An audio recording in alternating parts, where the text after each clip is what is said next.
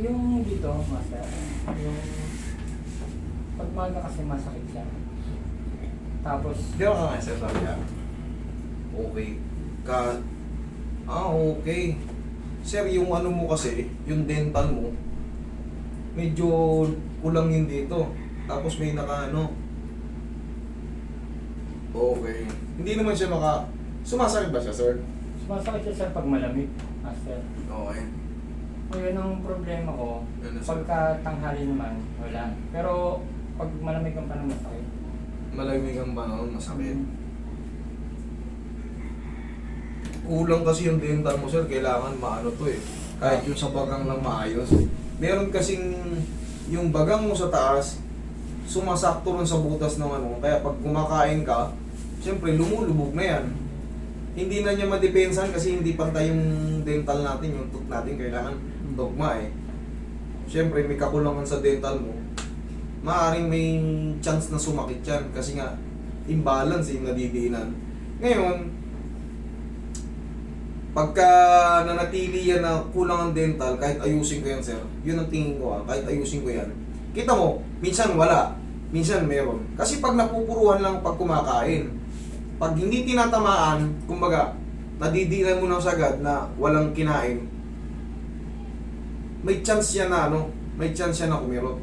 Kasi kung TMJD talaga na kung TMJD talaga na regular yan, ngayon pa lang kahit kahit hindi malamig, kahit hindi mainit, pain yan, sir. Kasi pag nakadislocate yan, meron tayong tinatawag dyan na pterygoid muscle. Maiinat yun. Yun pong take ko dyan. Ngayon, syempre, kulang-kulang yung dental ni sir. Doon nagkakaroon ng problema pag kumakain. Syempre, gusto mo patamaan yung may ngipin, kaso yung kapila, walang matamaan, gagawin mo ng gagawin. Pag kumakain ka ng karne, may tendency mangawit. Okay? Sir, ngayon, gusto mo palitan natin yung position yan. Ngayon, masakit? Wala. Hindi ito lang masakit. May masakit dyan? Hmm. Okay, sige. Pero hindi naman siya ganun masakit. Mild lang. Mild lang. Okay, sige. Nga sir, pasensya na. Okay. Ito yung sinasabi ko, ito may malaking bagang dito. Ito to, may malaking bagang dyan na shoot dun sa may sa walang ngipin. Dito rin kasi, sa kabila ni sir, dito pala, sorry. Wala na rin yung tatlong bagang walang bakan. Dalawa yan. Kumbaga, siyempre pag ganun ka yung Pero kung magpapadental mo siguro yun, kahit yung mga bagang lang. Kasi yan ang panguya natin. Maaaring hindi na gumanyan yan. Okay? Nanganganga naman ni sir eh. Kumbaga, mild lang yung ngawit, no? Sige, pwede naman i-adjust natin. Ito.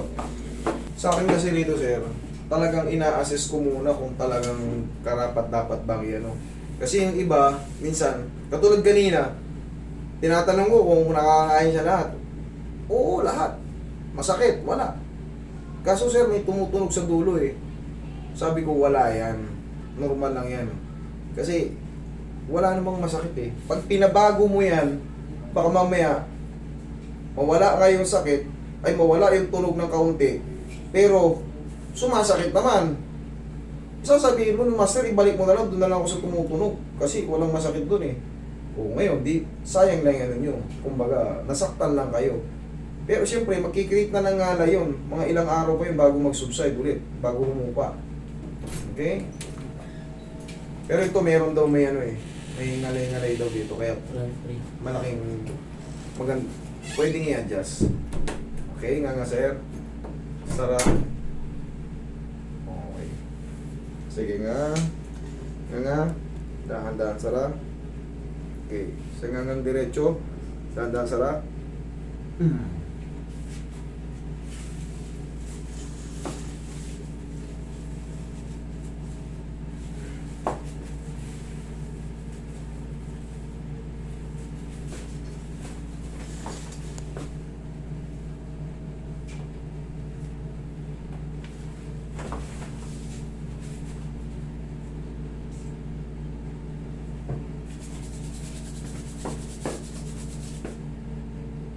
Sir, sana sir, mapaayos mo kahit yung... Yan nga po yung tama. Oo. Kasi... O kaya, kung sa bagay, hindi rin pwedeng... Huwag na lang pala kung papabunot, sayang yung ngipin, yung original ng ngipin. Meron ka kasing isang ngipin dito na mahaba, yung bagang. Nakakapa mo ba yun? Yun ang tingin ko kasi ipipilit mong ipanguya yan eh. Kumbaga, tatama yan dun sa ano, sa may gilagid na walang ngipin. Pagka na, kunyari may karne kang kinain pag ganun, tatama yun dun. Maaaring mag-create ng pain yun.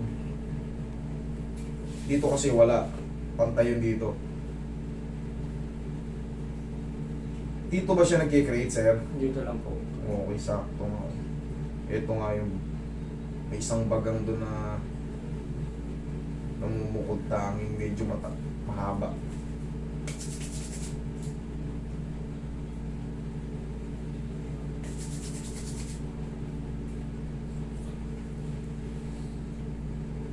Marami-rami yan sir pa Ano nga ano, po. patinetan mo, marami-rami yan. Imbalance yung Kaya mo. ako sa bata.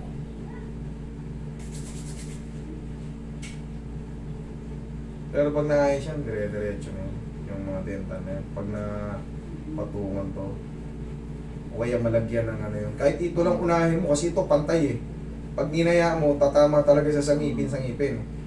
Ito lang naman yung may bakante lang. Ay, ito lang naman ang ano, napupuna ko para sumakit siya.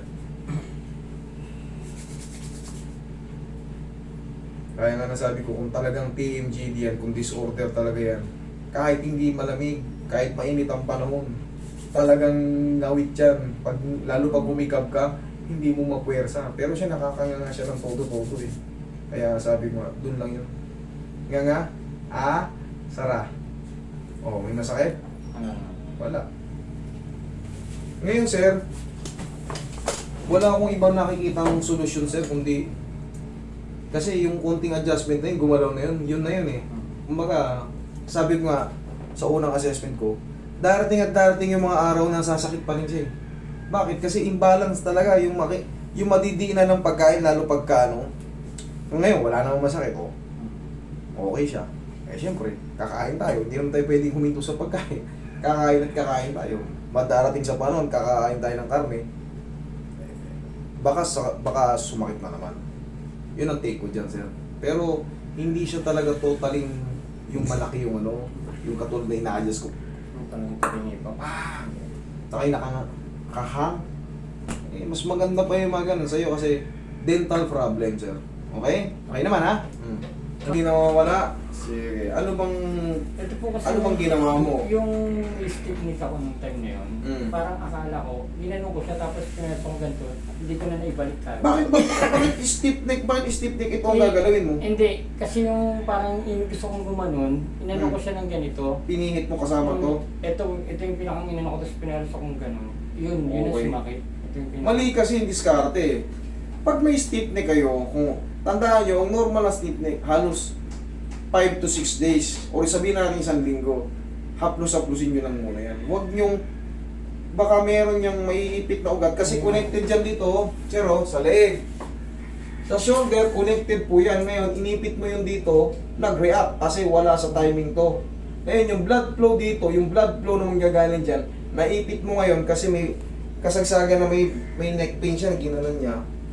Wala na, tuloy, 8 buwan na ngayon. Connected po yan ha. Madalas kong sinasabi sa inyo. Sa leeg, connected po yung pag ganun. Okay, ako mag-adjust. Yan o. Oh. Sa dulo may pain. Dapat kasi yan, pag idiniretso mo, meron din to? Wala. O dilalabanan mo lang. Wala naman. Okay. Tumutulog lang talaga. Tumutulog lang. Akala ko may tumunog kasi. Ito medyo.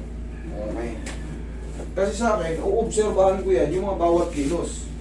Kung talagang hindi kapilit-pilit, eh hindi ko ipipilit.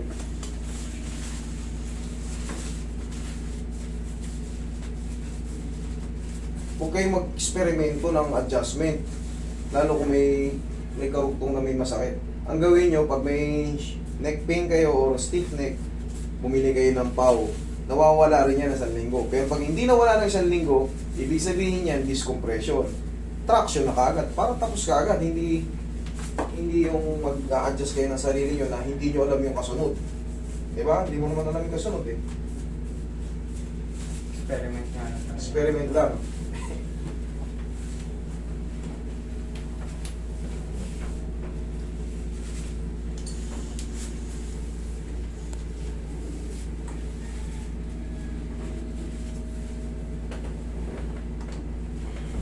pa ako sir. Pag mo muna yung shoes mo pa. Ako may mga...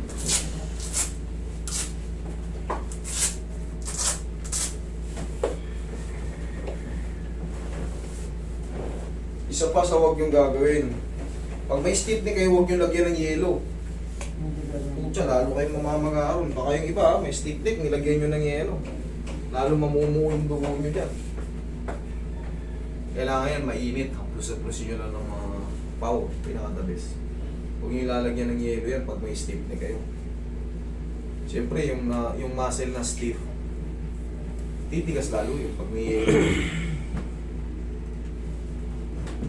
Yun, sabo.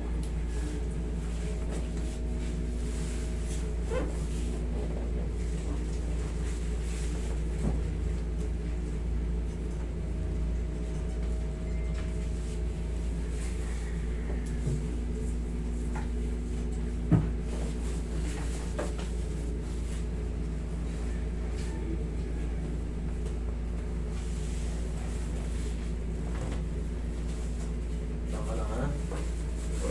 Just finish.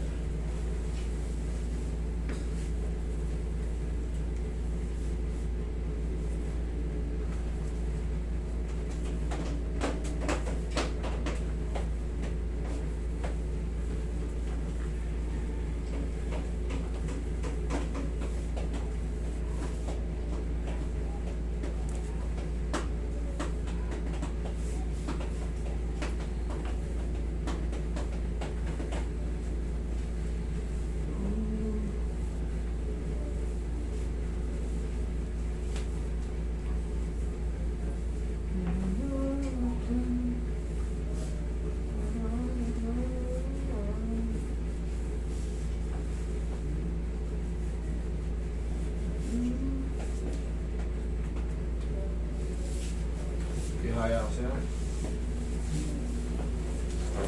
Ito ang panggamot sa lahat ng stiff neck. Traction. Basta stiff neck ha. Pero kung may opera na, hindi po pwede ito. Pero kung walang opera, ito talaga. Lagay sa dibdib yung kamay. Yan.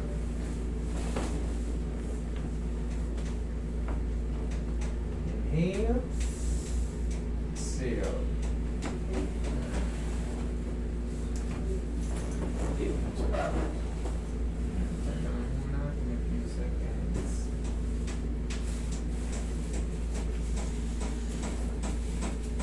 Okay, upo.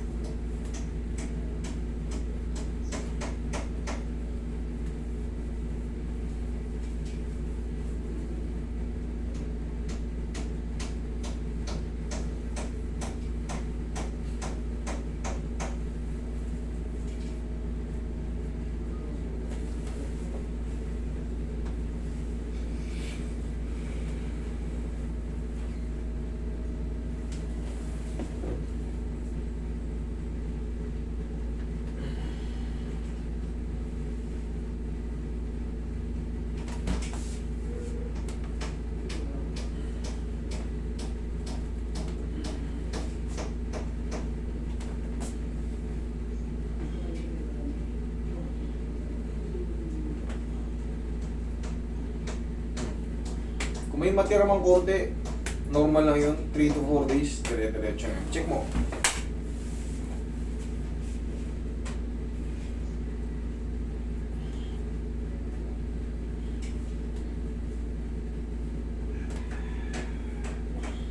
Okay na? May gawin ko. Thank you.